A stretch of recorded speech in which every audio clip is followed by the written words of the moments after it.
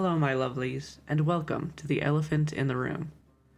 The term the elephant in the room is a very strange turn of phrase, meaning something that is or should be extremely, even overpoweringly obvious, and yet which goes without mention, or is treated as if it doesn't exist. It's that feeling where you're having a classroom conversation about the book you all just read, but slowly you're becoming convinced nobody else read it because they missed something huge and basic. Did they all miss it? Was it so obvious it just went without saying? But the longer they go without talking about it, the crazier you feel. Today we're going to be talking about just what the elephant in the room is with Barefoot Gen, the 1983 anime movie. Something I've noticed that it feels no one else has. I'm expecting that most people watching will have only a passing familiarity, if any, with Barefoot Gen, but that some of you will be watching this video because you're deep diving on this subject and are hoping for some unique information or takes on the subject. I myself conducted a deep dive on Barefoot Gen in researching this video, and after listening to and watching literally dozens of extremely similar videos and podcasts, I can safely say my analysis may be unique. I feel comfortable in saying this mostly because, although Barefoot Gen is at least familiar fodder for YouTube essayists and podcast reviewers, it is usually summarized, not dissected. I intend to look deeper.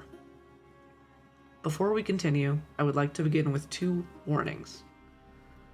This video, while educational, is going to include frank discussion of the atomic bombing of Hiroshima. The lived experience of survivors of the atomic bomb is foundational to the work being analyzed. Viewer or listener discretion is advised. The second warning is a little more unique. On almost every video I've viewed on this subject, the comments have been a battleground about people arguing whether the bombings of Hiroshima and Nagasaki were necessary. Even as I speak, someone is typing a comment with the words, "preventing a prolonged land war" in it. I'm going to ask you to stop, just for a second. If you have the time and interest, please give Sean's video, Dropping the Bomb, Hiroshima and Nagasaki, a listen if you haven't. I understand it's a very long video, although I wouldn't be surprised if this one ends up pretty lengthy too. In for a penny, in for a pound, right? Okay, possibly that's a bit too much to ask. It's hard to give a TLDR on the matter, and Sean himself laments in this video, quote, "It took me 2 minutes at the top of the video to explain the easy lie, and the rest of the video to explain the difficult truth." However, I do feel I can give a brief and not particularly informative TLDR in the form of a Reddit AITA response. We all love AITA. Am I the asshole for dropping the sun on my enemy in wartime? Twice. Hey Reddit, so this is a complicated situation. Basically, I'm at war with Japan, and they attacked me first. I mean, they attacked a bunch of people before me, too, but it's me we're talking about. I kind of already beat all their allies, but they just won't back down, even though they're really obviously losing. They are fully out of resources, and then Russia is further complicating things. Japan thinks they might be an ally, but Russia doesn't even like them like that. Russia doesn't like anybody like that. In fact, Russia's kind of ready to take care of the Japan problem for us, but that would mean letting them have some of the post-war negotiation on the Eastern Theater, and I am not okay with that. Well, anyway, we were working on these special, extra destructive bombs for a while, and we built them. We could get Japan to surrender without dropping them, because they're losing super hard, but we would really like to execute their emperor, or at least say we could. And be all cool and merciful about it. They aren't going to go with that, though. All their citizens are supposed to literally worship him. But I can't back down and make myself look weak. Anyway, so I just went for it. Hot girl summer! Then after a few days, they still hadn't surrendered, so... oops, I did it again. Well, they did surrender, and we got to say the surrender was unconditional, even when it was under the condition that we leave their emperor alone, so I got what I wanted, but now people are big mad because I killed like 200,000 innocent citizens or whatever, instead of like, I don't know, picking up the phone and communicating about how the unconditional surrender could have been conditional all along, but then I wouldn't have got to flex on those fucks, am I right? I don't know, I think it's fine, but people keep looking at me all horrified. AITA. Everyone sucks here. This didn't need to happen and was made inevitable only because of how much all governments involved sucked. Cool! Now we've summed up a 2-hour history lesson in 3 words, let's actually talk about Barefoot Gen in the comments, deal? This video essay is about adaptation decay in Barefoot Gen. To quote all the tropes, adaptation decay is the gradual distortion or even disintegration of a world and its characters. To quote all the tropes, adaptation decay is the gradual distortion or even disintegration of a world and its characters during its odyssey from original source material. It is a negative term to describe the way that a story tends to change for the worse in the telling.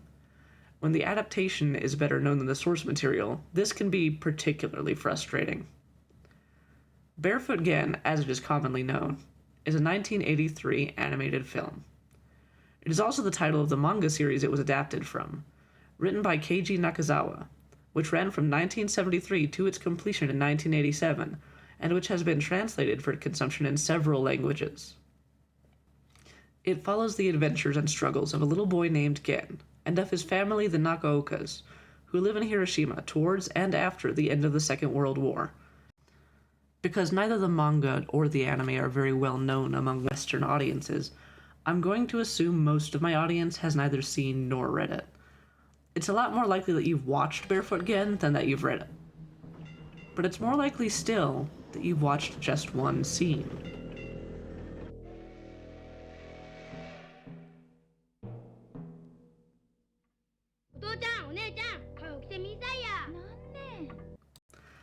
Sarah Marshall of famed podcast You're Wrong About once described a habit of young people to, quote, gently traumatize themselves in the safety of their homes.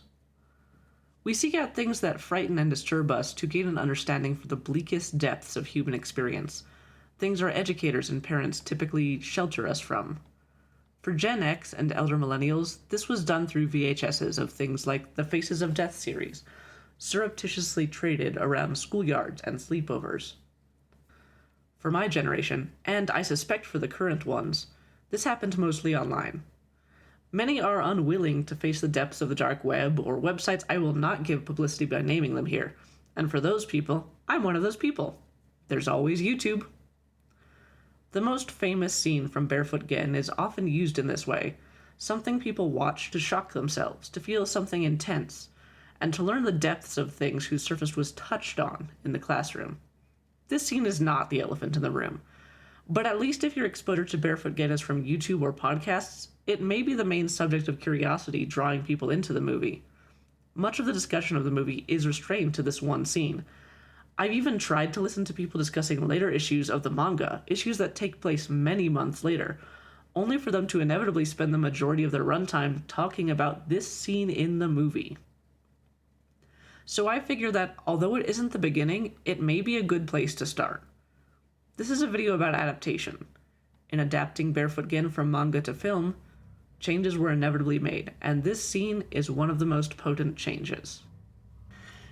In the manga, we see the bombing from the limited perspective of the sky and the plane, and then from the limited perspective of our focus character, Gen Nakaoka.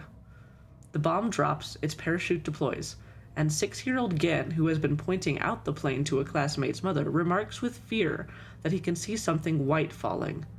There is a flash, a whoosh, and we return to the perspective of the sky, seeing the rising blast beside the plane, hearing historically accurate dialogue from inside as the bombers fled the shockwave of the atomic explosion.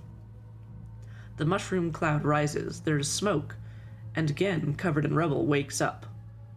The bombing is over, and we will only see its aftermath after these 2 pages. It flashes between an impersonal and almost clinical distance of historical clarity, and a personal level of complete confusion. The confusion is actually more personal than it seems at first glance. The author, Keiji Nakazawa, was himself a survivor of the bombing of Hiroshima at 6 years old. The story of Barefoot Gen is largely autobiographical. How largely? We'll get into that later. And no, that's not the elephant in the room either. In fact, it was one of the things I cynically expected podcasts and YouTubers to miss, but which nearly every single person I listened to in my research noted clearly, thoughtfully, and immediately. We don't need to talk about that yet, but it's helpful to keep in mind as we go forward. In the 1983 movie, the bombing is very different. Only 2 pages long in the manga, or less than 1% of Volume 1, the scene accounts for roughly 5 minutes in an 80-minute film, or between 6 and 7% of the runtime. Gen throws and catches a stone, talking with another child behind a wall by his school. He drops the stone and bends to catch it. In the plane, we see uncharacteristically realistic animation of the pilots in the Enola Gay and watch the bomb fall till there is a flash and an explosion. A clock shows the exact time of 8:15. Cutting to black and white as the atomic flash takes place, time freezes. We see each member of the Nakaoka family, their positioning in the moment of detonation in stark black and white, freezing in time. Then, shots of locations throughout Hiroshima. A trolley car, an impressive traditional-style building, a bridge, and the tower at Ground Zero. Color returns abruptly, and a little girl holding a balloon burns and melts in slow motion, eyes following from their sockets. A man at the train station suffers the same fate. An old man who was just leaving the home of the Nakaokas in an earlier scene is so quickly destroyed by the blast that his head comes off. A mother's last moments gather her rapidly incinerating infant to her. A dog barks and screams, and in panic bites the nearest object, a barrier on the side of a bridge, before dying and dissipating, with the barrier still clutched in his mouth. Glass breaks into shards in the windows on the tower by the bridge, and its roof and walls break away into the air. The traditional building collapses as if it were made of popsicle sticks or cards, wavering, flexing, then blowing away. As various rubble flies, a powerful tree is uprooted and set on its side. The canopies of the train station come apart, tumbling like cardboard, and a large window shatters, shards burying themselves in a little boy and a young teenage girl. A man is impaled, the trolley car is derailed and blown sideways across the road, and finally, in chaotic colors, we return to the Nakaoka family, attempting to flee their house as it crumbles around them. The mother, hanging laundry on a balcony, is blown out into the sky. And finally, our focus character, Gen, who had bent down to pick up a stone at the moment of detonation, stands up to see the older child he had been talking to staring at a hand that is no longer one she recognizes. The half of her body exposed to the flash melted away. The shockwave comes to pick up both children, blowing them like tumbleweeds into concrete chunks. More concrete lifts off the ground, and finally, a mushroom cloud blossoms upward into another, and into another. Finally, we are shown a colorized, animated version of the still, historical image taken from one of the American planes, recording the cloud over Hiroshima on August 6, 1945. There is no denying the power of this scene. There is also no denying that it could not be more different from the manga's version. Their intentions are very different. I believe this change is not an example of adaptation decay, but of pragmatic adaptation. The movie must impress upon the audience the horrors of the atomic bomb in no uncertain terms, and it does not have the narrative play space to do so in the very different, immersive way used by the manga. The manga wants to be clear as to what is happening, and so shows us the events from a distance, but its primary goal is immersion. The manga seeks to plant the reader into the shoes, or lack thereof, of its protagonist, and successfully shows us the confusion and terror of a little boy whose world has been destroyed in a single, incomprehensible flash. The movie is focused on comprehension for the audience. The filmmakers wanted to impress strongly upon viewers the extent of the horror of nuclear war, and this scene achieves that goal. In particular, I noticed that when we finally return to the Nakaokas in this scene, they are cast in vivid neon, green, blue, magenta, and red, all colors of the atomic light show that eyewitnesses describe. The color choices aren't aesthetics, they're a research choice. It's all animated, but it's all very real. This is why this scene in isolation has been legally or illegally uploaded all over the internet hundreds of times since I first saw it while gently traumatizing myself on YouTube in high school. But this was not my first experience with Barefoot Gen, nor was it my first experience with the bomb. I first learned of the existence of the atomic bomb when I was 5 or 6 years old. I don't remember how the subject came up. Maybe I heard the word nuke mentioned and asked what it meant. My father clearly wished to impress upon me that an atomic bomb was more than just a bomb with more boom. He told me that when they were first used in Hiroshima, a man had been standing on the steps of a bank and that his body completely evaporated, but his shadow remained in place. In my child's mind, this was a rare instance of a grown-up proposing seriously the existence of magic. To my imagination, it seemed like some sort of Thanos snap that had teleported this man at the bank into an alternate dimension. I reasoned that if he was truly gone or in any way actually dead, he would not be still there enough to cast a shadow. And so it seemed a sort of instant, clean, interdimensional teleportation. That was what I thought. What I actually said aloud was, cool. This probably did a lot to convince my parents I was extremely cold-blooded. Let's return to Barefoot Gen and adaptation.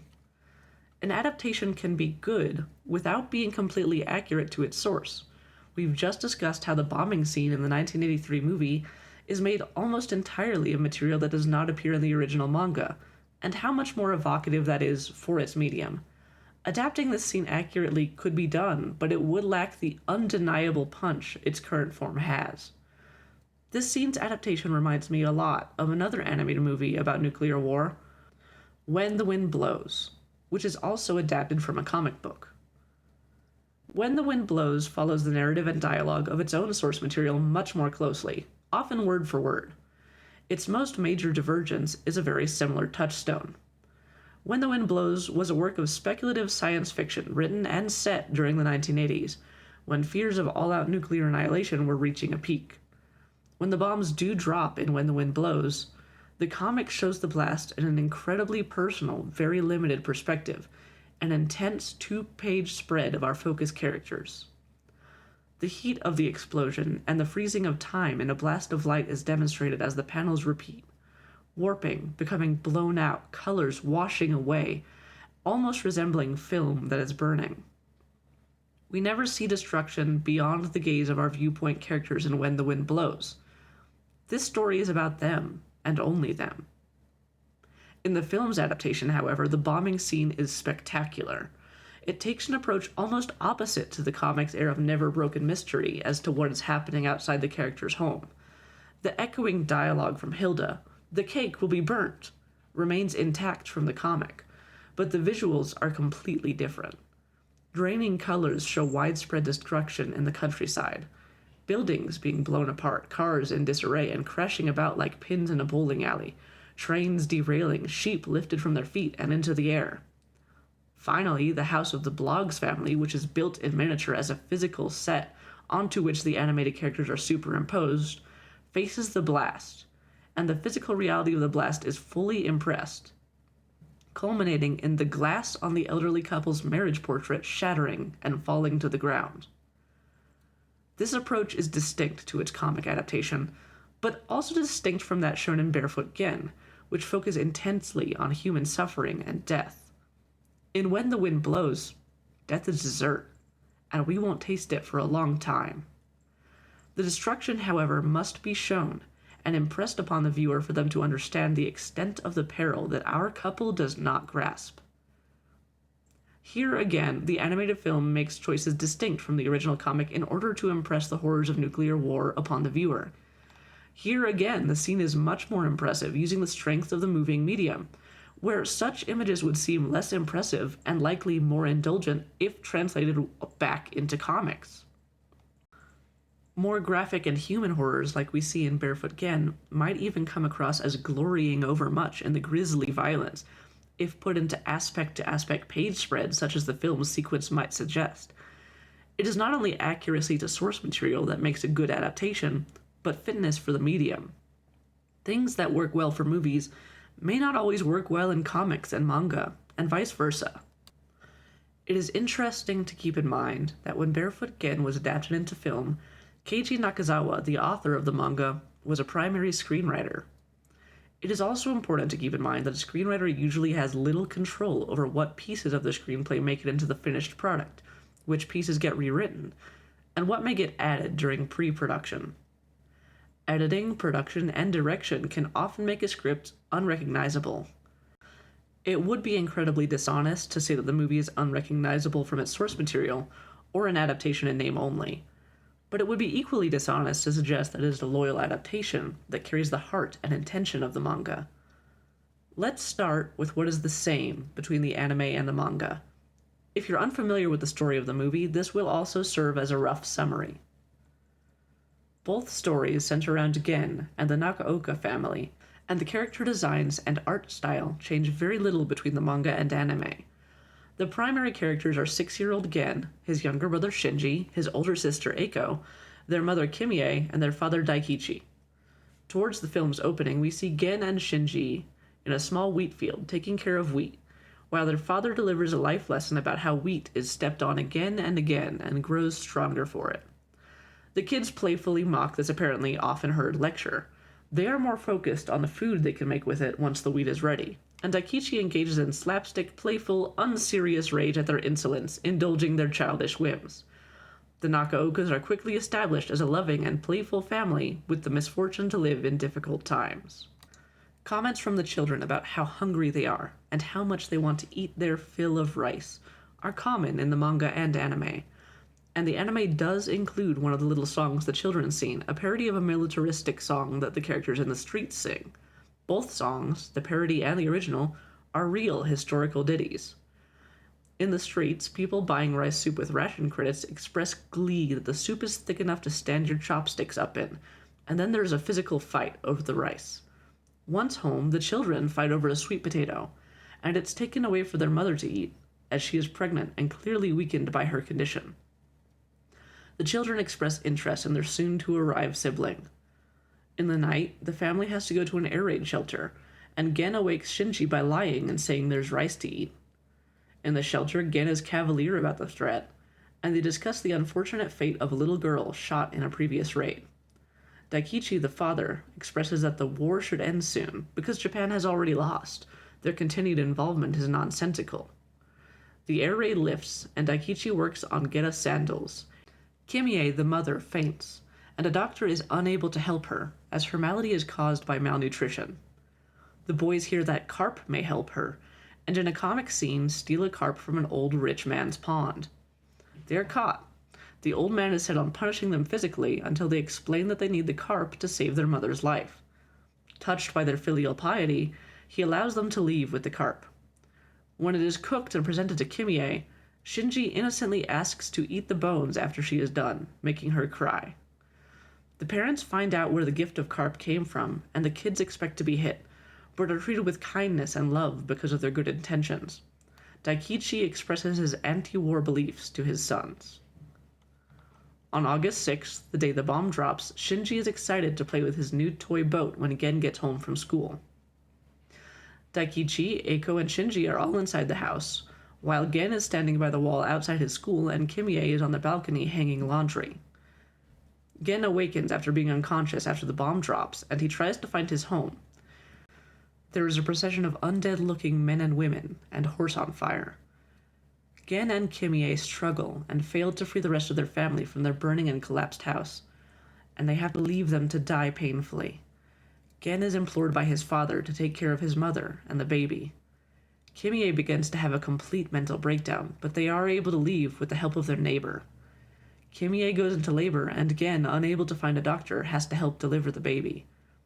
They show the baby the flames, and mourn that her father, Shinji, and Eiko will never meet her. They name the baby Tomoko, a name meaning child with friends. Survivors approach Gen and Kimie begging for water, but die rapidly when they receive it. Kimie isn't producing milk for the baby due to her malnutrition, and says that rice broth may have to do until she gets more to eat. Gen goes off to try and help her find rice, while Kimie goes up to a park full of survivors, hoping she can find someone who can help with milk. In Gen's travels, he sees a huge amount of death, and next to no food. No gory detail of the dead or the living is spared. He meets a soldier who's coming down with severe radiation sickness, and when the soldier collapses, he builds a makeshift sledge and takes the man to get medical care. When he arrives, however, the soldier is already dead. Kimie at the park finds a baby nursing on a dead woman, and a woman who snatches Tomoko from her, saying that she should be killed sooner than die later. But the woman rapidly softens, seeing the child, and explains that she was mad with grief because her own baby has died. She gives Tomoko her own milk. Eventually, Gen returns with Rice, terrified, because his own hair is rapidly falling out just like the soldier's. He quickly goes bald, but suffers no deadly symptoms. Gen and Kimie retrieve the skulls of their family from the rubble and create a makeshift shelter out of scrap material to serve as their home. A small boy who is stealing food to survive is found. He eerily resembles Shinji and is quickly adopted into their family, easing their grief and his peril. His name is Ryuta, and he grows comfortable calling Gen his big brother. Tomoko is getting sick, and she needs better food, but the family needs more money to get it for her. Gen is hired to take care of a rich man's brother in the next village. The man has radiation sickness and severe burns, and worse, he has been grossly neglected. Despite the disgusting condition he is in, Gen takes good care of him, only to be shouted at and generally abused by his patient. He tries to bear it, but he eventually snaps at the man, slapping him. The patient, a painter named Seiji, suddenly changes his tune. He begs Gen to stay and explains that he had been waiting to be treated like any person, not just an object of pity. A real person would have deserved to be slapped for his behavior. They develop a bond and friendship, and Ryuta too becomes involved with his care. They earn enough money to buy canned milk. Gen returns home with milk for Tomoko, making an entire comic production pretending to be a soldier in his pride for his success. But it's too late. The infant has already passed away due to a combination of radiation sickness and malnutrition. Gen, usually lighthearted in the face of any adversity, enters a period of absolute depression where he barely speaks or eats. Walking in Hiroshima, however, he discovers that the wheat his father has been farming before the bomb dropped is growing again, though people had said nothing would grow for decades. His hair is beginning to come back in, and he recalls his father's words about the wheat, which is stepped on and grows back stronger. And that's Barefoot Gen, or at least a summary of what the movie and the manga have in common. If you've seen the movie, you know that's very nearly all of the movie, too. That's a pretty complete story, right? It doesn't sound like it's missing anything. Barefoot Gen is a pretty short anime film, clocking in at about 83 minutes, including credit sequences, but it is a complete narrative. It's even a compelling narrative, a story that sticks with you, that leaves an impact, until you compare it to the manga and realize what was cut. In the approximately 260 pages of the manga that take place before the Enola Gay drops Little Boy on Hiroshima, 22 pages are adapted into the film's story. In the approximately 40 pages of Volume 1 that take place after the bomb is dropped, 30 are adapted into the film's story.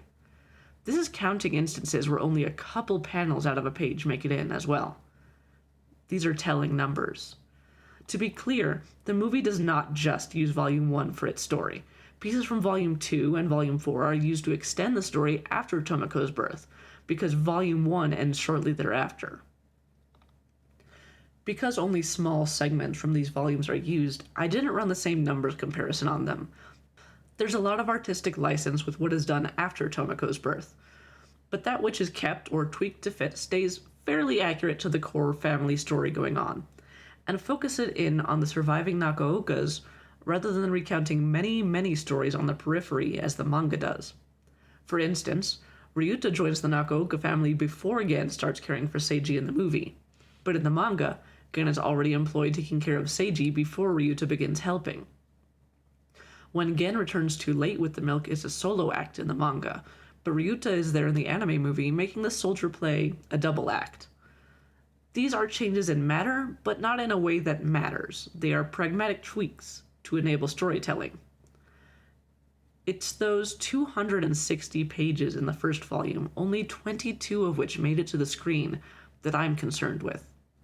Why was so much left on the cutting room floor? Was the writing before the bomb dropped effectively filler? Was it irrelevant to the story? Was it like the cut material from volumes 2 and 4, which largely concerned too broad a scope of peripheral characters to tie into a focused story? This cut material is the elephant in the room. I believe that the filmmakers kept exactly as much content as they were comfortable keeping, and that they were, on the whole, uncomfortable with the actual subject matter and intention of not just Volume 1 of Barefoot Gen, but of the entire series. Barefoot Gen is an author tract, and unabashed about it. It is written to hammer the reader with truth, the truth Keiji Nakazawa lived, truth that was found unsuitable for the '83 anime movie that is Barefoot Gen's primary legacy for the Western world. It drops anvils, because some anvils need to be dropped. There is only one anvil remaining in the anime adaptation that hammers the viewer over the head: the evils of atomic warfare. The rest, rather than being rendered more subtle to suit a different medium and audience, have gone missing entirely. The lessons of the manga were lost in translation. What lessons did we lose? What got cut? They say that those who do not learn their history are doomed to repeat it. In movies, you learn about something once, and it has a profound impact that changes you forever. I can't speak for my audience, but that isn't how I work. I had to learn about the atomic bomb many more times before I came close to understanding. The second time I learned about it, I was in 2nd grade. Some older students at my school had turned their classroom into a series of museum exhibits on topics they had learned about, and we were encouraged to peruse them after school. I went around the exhibits about World War II with my dad, who was a bit of a war buff and always encouraged me learning about history. I know there were many exhibits, but I only remember one. The students had set an eerie tone, soundproofing the area so you couldn't hear the adjoining hallways, with the only audio playing being the low hum of a B-29 airplane. They had put black paper all over the walls so the eye was drawn to the few images, and set up cubicle walls to form a path to walk down. 2 replica nukes made of cardboard and paper mache, each only a little larger than a football, hung ominously from the ceiling. They were labeled Little Boy and Fat Man. Black and white photographs showed Hiroshima and Nagasaki before and after they were struck by the bombs, and captions explained the reasoning for America having done so. This is all I remember about the exhibit now, but even if it was all that tame, it had a profoundly haunting atmosphere, and impressed upon me far better than my father's story about the man's shadow that there was something about these bombs that went further than a bigger blast. That classroom had the air of a funeral, and now I understood that an enormous amount of death must have taken place. No interdimensional magic. The atomic shadows seemed a childish myth. We're back from the break and ready to learn. Let me take another page out of Dominic Noble's book and move on from what stayed the same to what got left out altogether. Although the manga and movie are similar, let's start with something pretty glaring. In the anime film, there are 3 children in the Nakaoka household. In the manga, there are 5. Gen's older brothers, Akira and Koji, have been cut completely from the movie. In doing research for the script, I watched other adaptations, and Akira doesn't really make it into any of them. He has fairly minimal narrative time in the later issues of the manga, and rapidly becomes Sir not appearing in this comic. Because he's older than Gen, but considered strong enough to work, he goes with an evacuation group out into the country. Gen is a year too young to be evacuated, still needing his mother, and older sister Eiko is too frail to be allowed to go to the evacuation group, who live hard lives. Akira's plotline is a simple one. He and his friends at the evacuation group are treated very badly, and not fed well. Eventually, he gets fed up with this treatment and runs back home. There's a considerable bit of family turmoil over it, but he does return to the evacuation group, and therefore is not present for the bombing. While I liked his character, I consider the cutting of Akira to be a pragmatic move.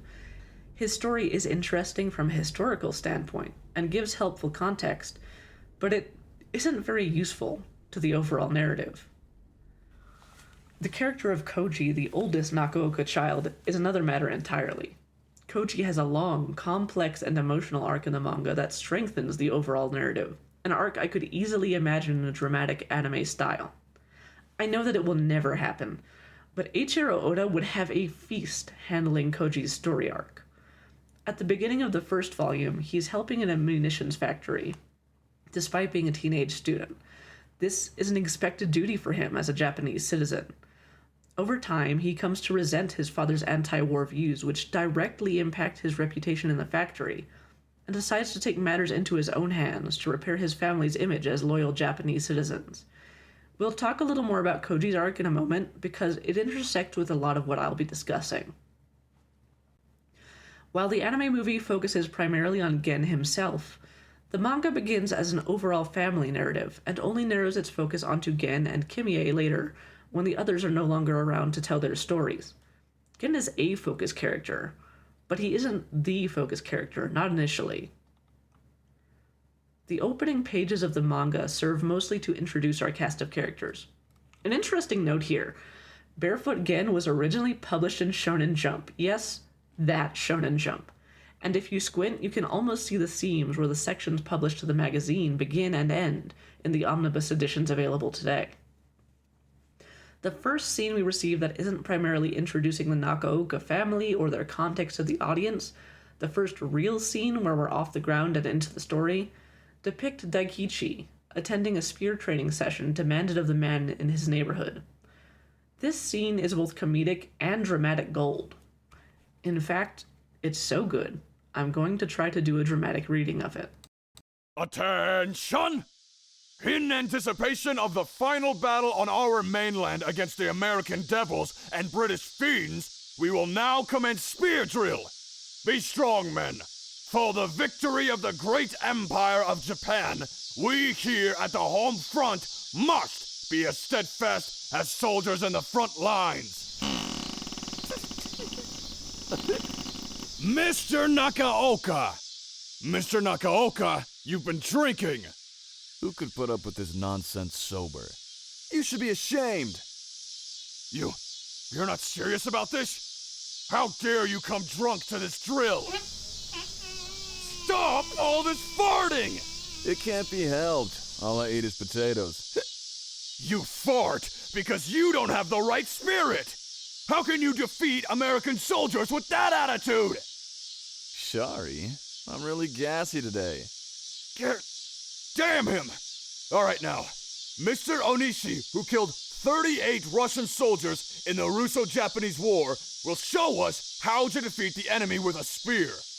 As the chairman of our neighborhood association, you should know that I really killed 40 soldiers. Sorry, sir! Ahem. Ready? When you charge, concentrate your strength in your gut and pierce the heart of the enemy with one thrust. Then withdraw the spear quickly, otherwise the flesh stiffens, and the spear can't be removed. Now I will give you an example. Yeah! He's great! Anybody who killed 40 soldiers must know what he's doing! He's a veteran for sure. Alright, men, charge! Spear the British Fiends! Spear the American Devils! Get, set, go!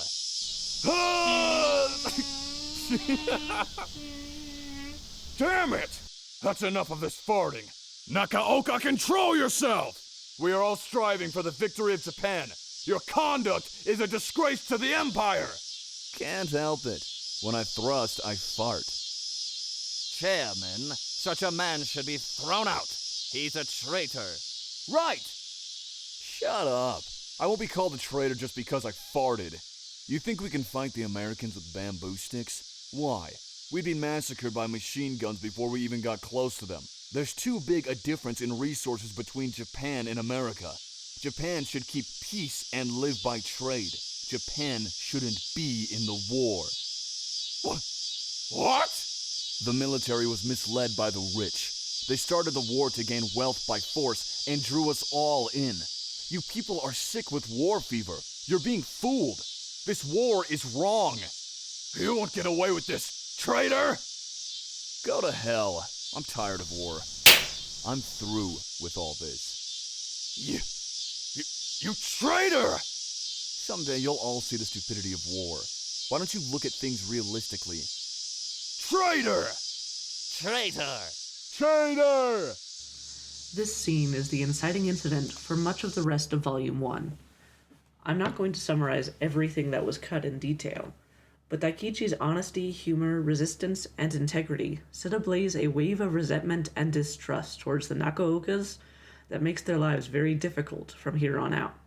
This backlash is spearheaded, pun intended, by the primary antagonist of that scene, another major character who doesn't make it into the movie, the neighborhood chairman. The chairman and his son incite bullying, physical fights, destruction of the sandals Daikichi makes so he can't sell them, have Daikichi arrested, severely beaten, and imprisoned. They accuse Eiko of theft and have her strip searched at school to humiliate her. Gen and Shinji fight back physically, biting the chairman and his son badly, and he tries to have them arrested as well. Kimie, at her wit's end, is ready to kill to protect her young sons, wielding a knife against them in the street. And in swoops Mr. Pack. Our first ray of light, Mr. Pack, is the next-door neighbor to the Nakaokas, and depending which version of the movie you've seen, you may think I have his name wrong. Mr. Pack is one of my very favorite characters from the manga, and he does appear briefly in the anime movie a few times. He talks Kimie down from the situation where she would doubtless be arrested, leaving her family in tatters. But between her husband's arrest, the chairman's influence, and the incident with the knife, their reputation is ruined. Even Kimie's friends in Hiroshima won't lend her any food at all, and they have nothing to sell, with the sandal shipment ruined. The family's strife is getting serious, and the children can't do without. They go to catch grasshoppers to cook and eat, and are surprised to find Daikichi returning from prison on the way home. He feels terrible seeing all his family have to eat are grilled grasshoppers, when Mr. Pack appears again, with a freshly cooked batch of rice to share, to celebrate the return of the father to his family. He supports Daikichi completely, and respects his courage. You see, Mr. Pack is immune to the social pressures around him for a simple reason. He's Korean. Mr. Pack isn't in Japan voluntarily. He and his father were brought over forcefully as workers. Some of the crimes committed against Korea during World War II are shown explicitly in the manga here, brief, horrifying images punctuating the conversation. There are diatribes against racism delivered by Daikichi, as even his sons burst into racist songs at the mere mention of Koreans, songs learnt from classmates who disapprove of their friendliness with Mr. Pack. Daikichi rails. He explains that the racism they are being taught is mere propaganda to fuel Imperial Japan's war machine. I won't do another dramatic reading, but all of the father's lectures in this manga are wonderful to read, especially if you like straight talk and no minced words. He gets right to the point of things, and decries the disdain Mr. Pack deals with on a daily basis, hoping with him that he and his father will get to go home.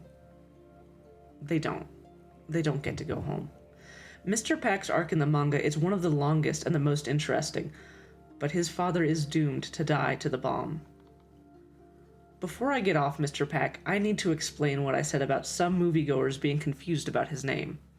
In the manga, he is Mr. Pack. In the English dub of the anime, he is Mr. Pack. In the English subtitled version, however, he is called Mr. Boku, and he's Boku-san in the original Japanese audio. Unfortunately, I've found only one explanation for this, and I don't like it very much. Pack is a recognizably Korean name. In fact, it's the third most common Korean name, something as identifiably Korean as Goldstein is identifiably Jewish, or Cho is Chinese. Boku is Japanese. By making the character appear to the casual viewer to be Japanese, no one has any uncomfortable questions during the movie. Mr. Pack has such a reduced role in the anime movie that I almost wondered why he was there.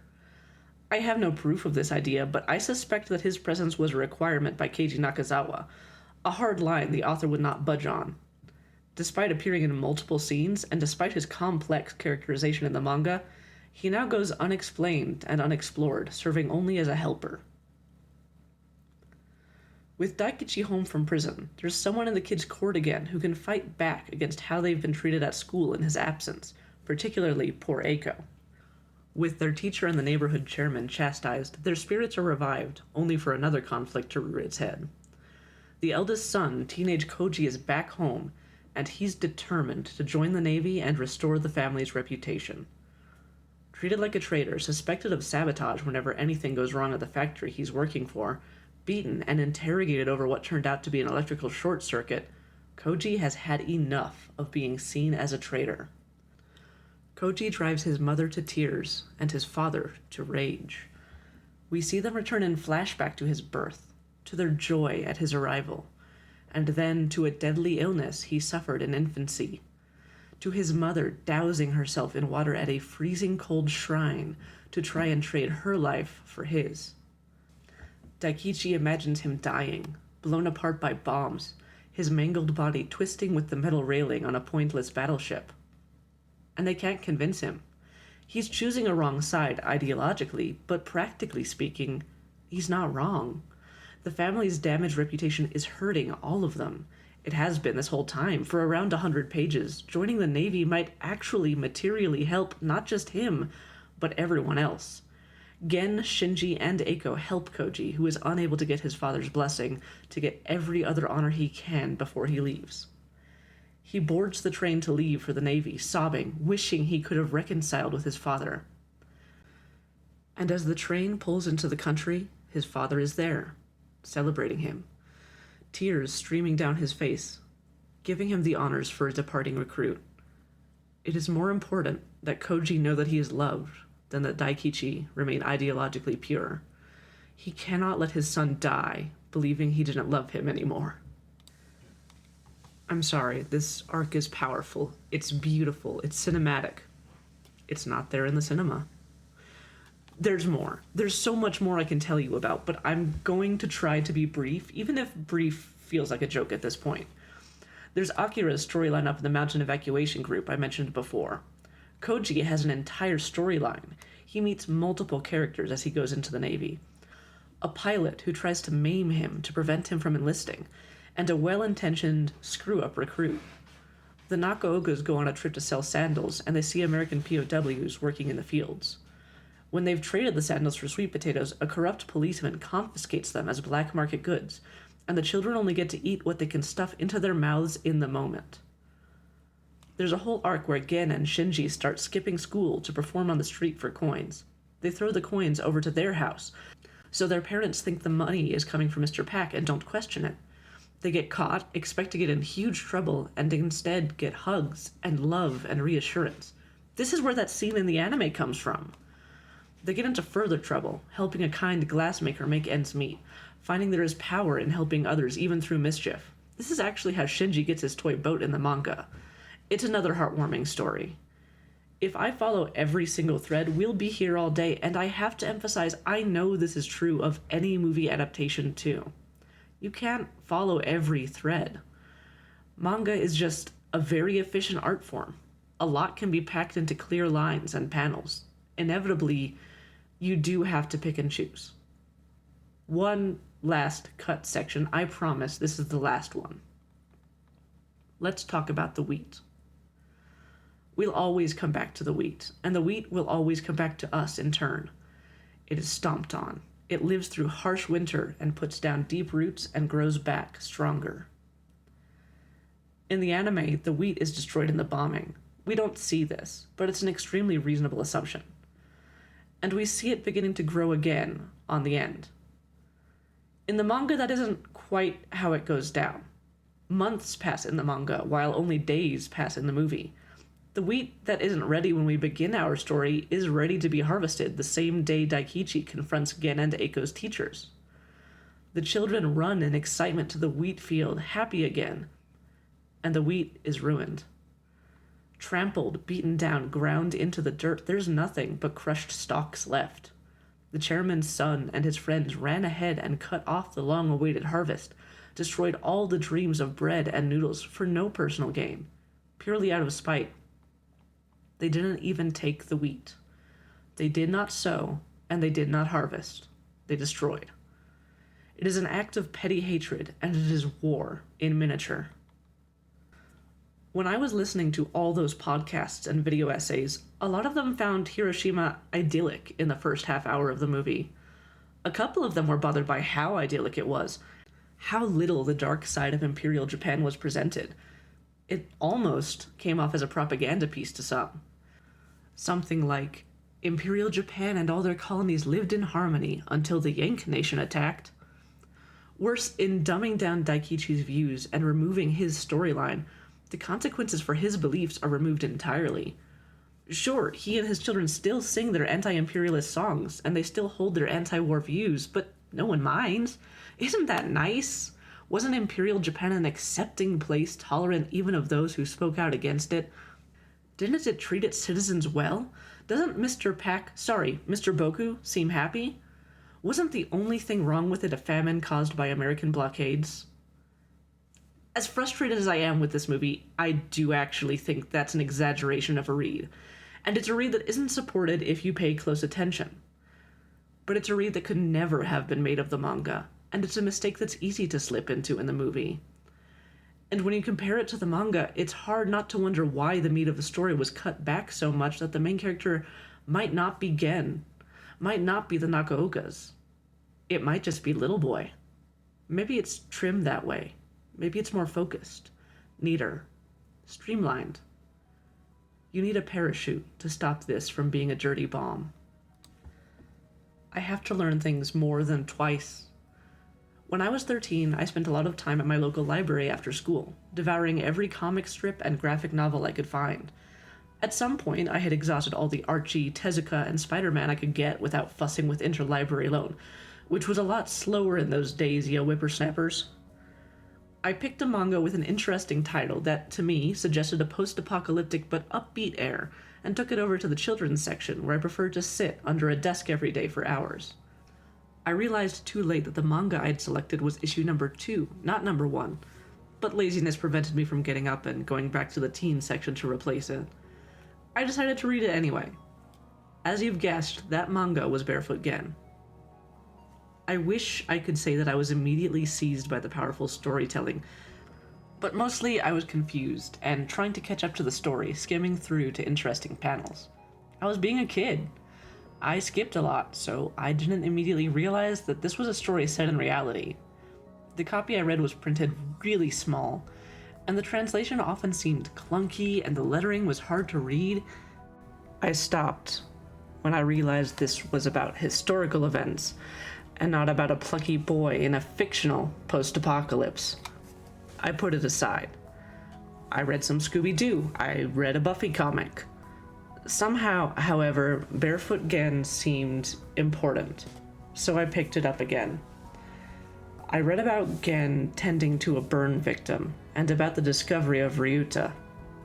The story of the artist suffering with maggots in his burns, miserable and angry with radiation sickness, was one that bothered me in the night for years to come.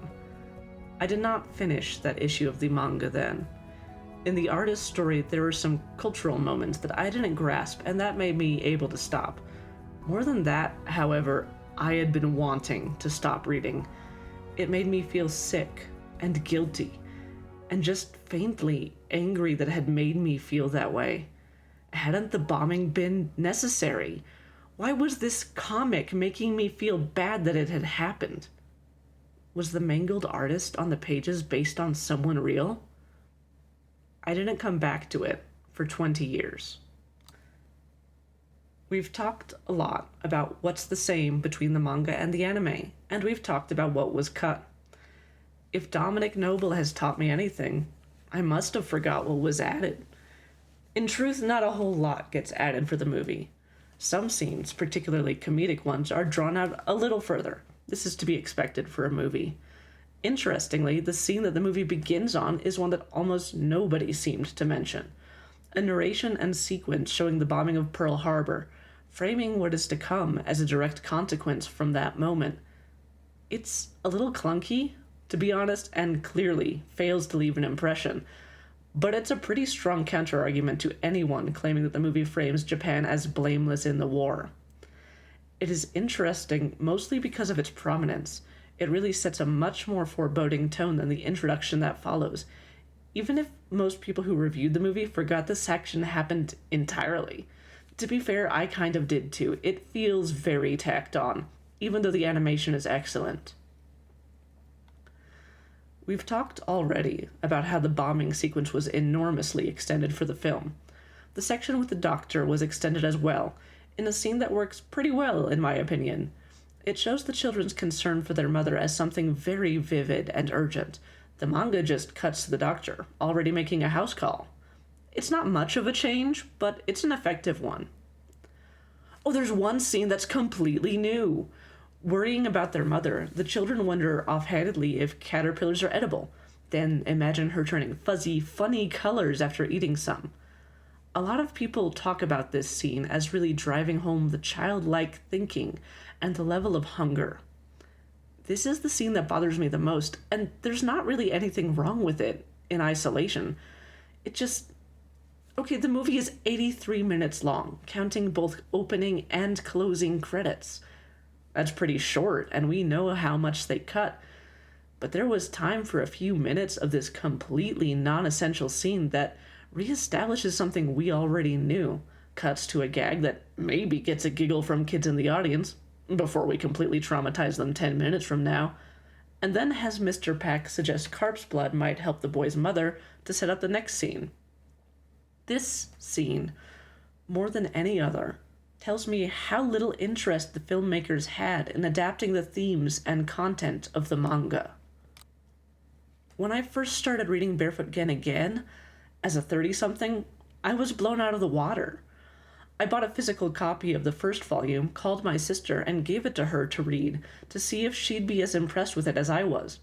She liked it well enough, and she said it taught her something she hadn't known about history, but that she just kind of found it heavy-handed. In her words, the father just kind of looks directly into the camera and states the thesis at you. It's a good thesis. I just wish it was a little more subtle. And you know, she has a point. That's exactly what it is. You can't miss anything. You can't be misled. So much of the first issue of the manga is Daikichi looking directly at you, staring into your soul, and telling you what's what. There just isn't room for interpretation. So how did the movie miss that? No changes in an adaptation this direct happen on accident or through drift. It wasn't cut for time. We had time for caterpillars. It wasn't cut for being heavy-handed. The movie is plenty heavy-handed itself, and doesn't find a way to work this thesis into the rest of the film. It was cut for ideology. In the original, Nakazawa as Daikichi rages, he rails, he lists out the causes of war, he speaks of profit incentives, manipulation, the abuse and overreach over the poor. In the anime, his viewpoint is simplified to a single sentence. War is bad because people die in war. It's not that far from the infamously obvious anime meme, people die when they are killed. It's shallow. And having looked at the original, we have the context to know it's shallow on purpose. Another break. Although, upon reflection, this one might not feel much like a break. It's time to talk about Keiji Nakazawa. He survived the bombing of Hiroshima as a boy of 5. How much of Gen was based on him? How much of Barefoot Gen is autobiographical? Well, about 70%. That sounds a little too pat to be true, but that's actually the answer Keiji Nakazawa gave to this very question. The characters are, for the most part, based on members of his family, and some seem very close to his memories. In particular, the character of Shinji Nakaoka, the little brother, is based closely on Keiji's own younger brother.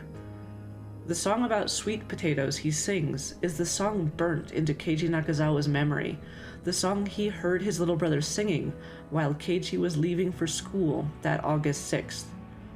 His father really was arrested and beaten for his anti-war and anti-imperialist views, and was held in prison for months.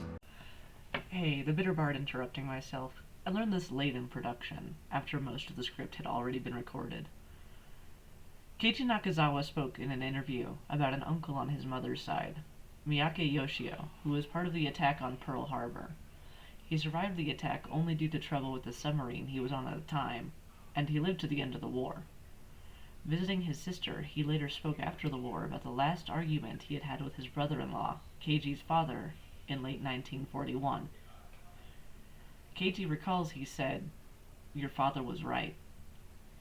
He recalled his brother-in-law's words from all those years ago.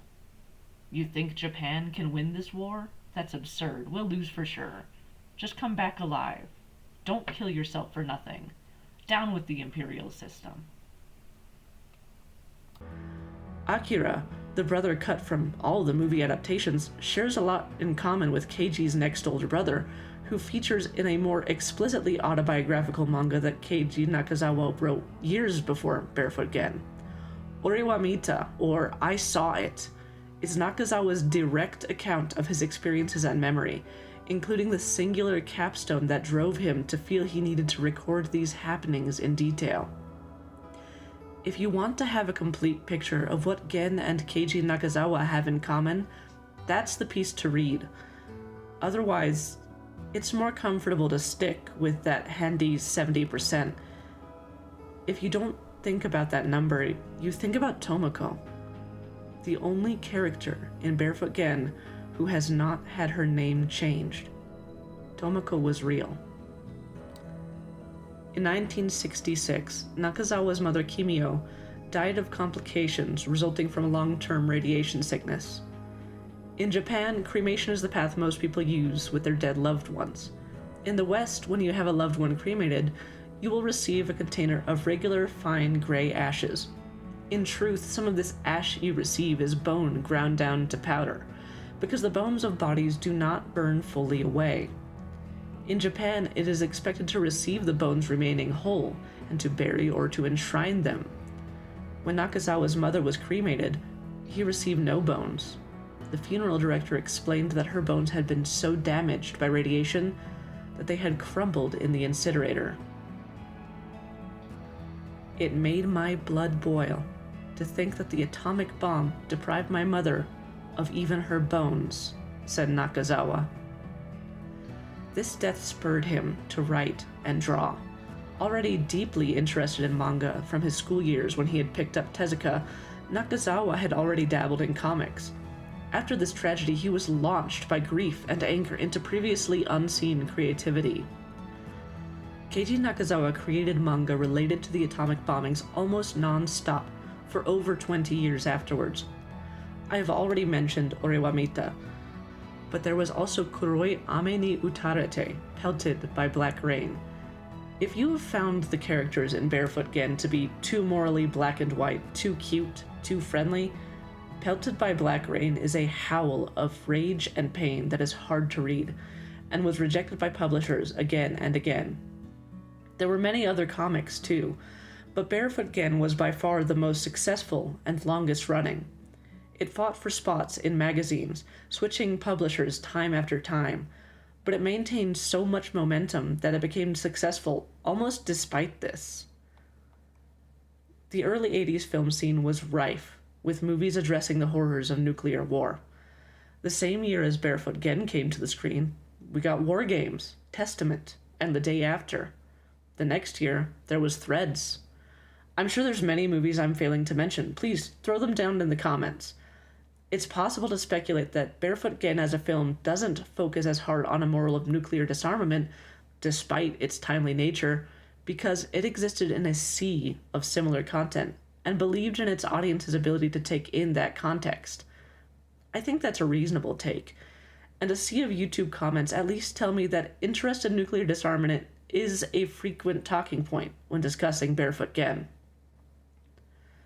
But without any strong anti-war messages, with a message against atomic weaponry almost as subtext, without any skepticism to blind nationalism, what is the explicit message of Barefoot Gen? We're back to the wheat again. Wheat pushes its shoots up through the winter frost, only to be stepped on again and again. The trampled wheat sends strong roots into the earth, endures frost, wind, and snow, and grows tall, and one day bears fruit. The wheat theme is important in the manga, too. It's a message of hope for the survivors, a message of endurance and strength available to the ordinary and the small, not only to the strong. Here is Keiji Nakazawa talking about the wheat. ゲンは原爆をテーマにしてるけどね、麦なんですよ。麦。何回も何回も踏まれる麦踏みで。で、大地に根をしっかり張って、まっすぐに伸びて、豊かな方を実らせる。人間、そういう風になれよと。The wheat is a beautiful image. I agree with Mr. Nakazawa. People should be like that. It's encouragement without dishonesty or promise of ease. It's hope in its purest and least delusional sense. So much material has been trimmed from the script that somehow we've ended up with a movie about the deaths of 140,000 real people, just 3 of whom are made intensely personal to the audience. And we've decided the meaning of it all is ganbatte. Ganbatte is a phrase you may have heard before. It's a versatile Japanese phrase that has no specific English translation. But if you've seen anime, you've heard it. It can mean many things, and it has been translated as all of the following and more. Do your best. Be strong. Bounce back. Go get 'em. You can do it. Believe in yourself. Power through. It's a common moral in anime, especially anime for young audiences. Ganbatte? Ganbatte, are we telling these people ganbatte? These people can't be like the wheat. They are desperate for water because the detonation of Little Boy actually vaporized water in their bodies. They were dehydrated in a fraction of a second. When they drink the water, they don't die because their last wish is fulfilled, as Gen and his mother believe. They die because the water flows through and opens up horribly, inevitably fatal internal injuries, and they bleed out inside in moments. The wheat is a message for survivors, but it's cold comfort to these people. It's cold comfort to the future generations begging for atomic bombs to be taken completely off the table, knowing they could easily be these people. Keiichi Nakazawa wrote about the wheat, but it's just his most palatable message. It's not his primary one. And given what they cut, it's even cold comfort to those who were like the wheat, who lived through it and saw all that came before and knew that that too was evil. It's cold comfort to erase the blind and hateful nationalism that dominates the first issue of the manga. It's cold comfort to erase all the struggles that came before. It's cold comfort to give no explanation of why this family seems to be hit so much harder by this famine than others. In a world where outright nostalgia for Imperial Japan and for its beliefs is rising and visible, this movie does little to counteract that nostalgia, and this was a conscious choice. I was not able to find commentary from Keiichi Nakazawa about this movie. At the time it was released, he was still working on later issues of the manga. In my research, I learned a lot about Mr. Nakazawa and his career. I learned that he was a passionate man, an angry man, but also a good-spirited man who believed in the best of others. He based Gen off of himself, and in the clips I've seen, I see Gen in him too. I wish I knew if he was upset by the changes made. I've found no evidence of that, and for a while I wondered why. Of course, I have an easy, lazy explanation. It's really hard to find English language media about this, guys. The manga was one of the very first manga translated into English, even as it was first coming out in the 70s. But finding translated interviews, especially given all of this happened before the internet, is nearly impossible. It's possible he did say something about this, and if he did, please let me know in the comments. However, I had another theory which I had to test for myself. This whole video essay, I've been referring to the film and the manga as if those were the only 2 Barefoot Gen media pieces there were. Not so. Some of you may know already that the anime movie actually got a sequel, which is a little bit closer to the manga in tone and content, but mirrors the first movie in narrative structure. There was also a 1976 live-action movie which got 2 sequels in 1977 and 1980. And there's a 2007 TV miniseries as well, featuring a frame narrative where a fictionalized Gen recalls the entire story while visiting the Peace Memorial in modern day. I had a theory that as live action is better respected in Japan, Keiichi Nakazawa might not have been particularly bothered by an animated adaptation not quite living up to his intended themes if it had already been done in flesh and blood. After a fruitless internet search, I was tempted to leave my theory at that and leave this as another question to the audience. Hey, let me know in the comments, folks, but knowing my audience would be almost entirely Western and English-speaking and being unable to find any evidence of a subtitled version of this movie existing, I knew chances were slim, and I really wanted my answers. So, I sent away for a Japanese-language DVD of the 1976 Barefoot Gen live-action movie. And then I also ordered an all-region DVD player, so I could actually watch it. And then I waited. No, I don't speak Japanese, no more than any weeb and probably less than most. Why do you ask? Okay, we can take another break here and talk about something pretty basic that I've failed to address. Who is Barefoot Gen for? This is a pretty basic media analysis question, right? But I didn't think about it for an embarrassingly long time. Okay, easy ones first. We know Barefoot Gen was originally written for Japanese audiences. It has since been translated into English, Esperanto, German, Norwegian, Swedish, Finnish, Arabic, and Polish. Some countries only published the first volume, while others went for the entire series.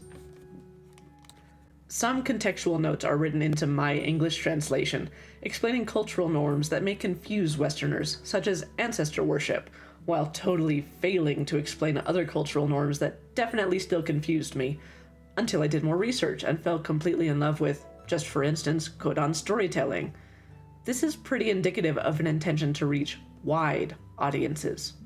Obviously, Barefoot Gen is for people who read manga.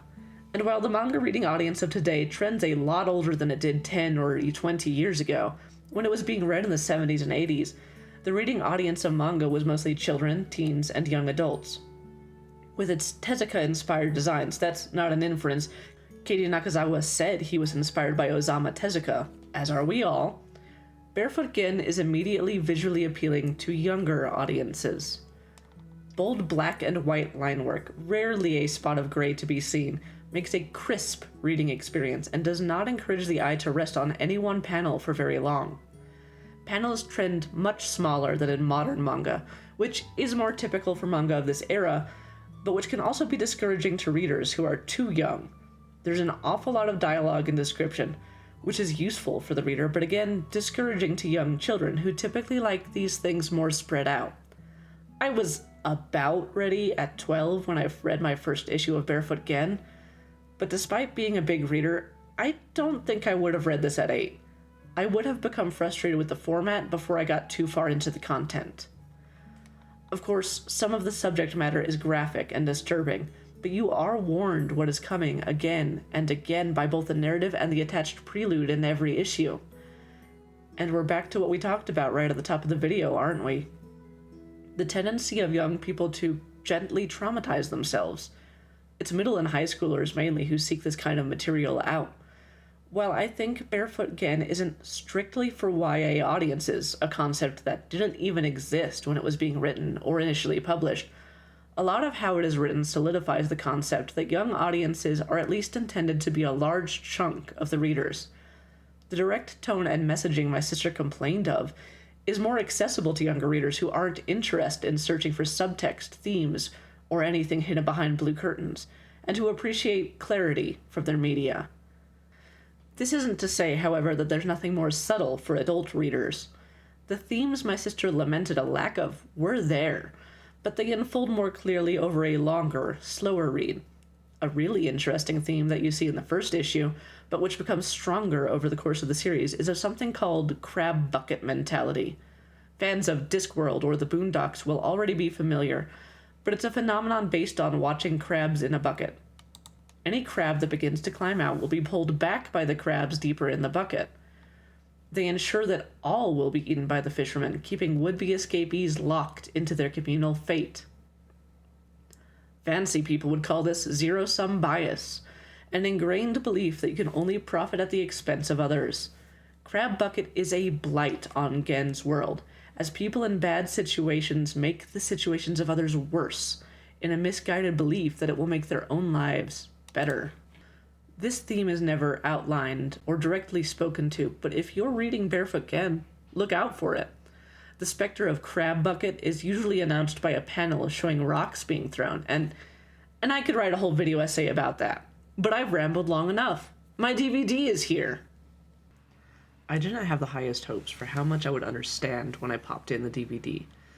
A friend suggested I use an app on my phone to translate Japanese to English, but it didn't work that well. It acted like there was no audio, even at max volume, with the phone held up close to the speaker.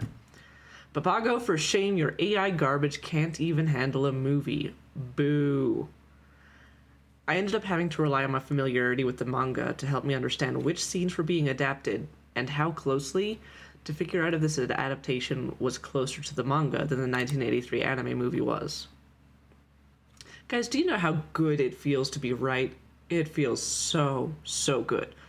This movie goes hard against Imperial Japan. In fact, in at least one place, it arguably goes harder than the manga, a feat I had previously thought impossible in any movie that isn't about POWs. Everything I complained that was cut from the manga is back. In fact, I was only able to understand the movie so well because it skews so close to the manga that I was able to fill the missing dialogue in myself in many sections. Mr. Pack is here in detail. The first third of the movie is about Daikichi.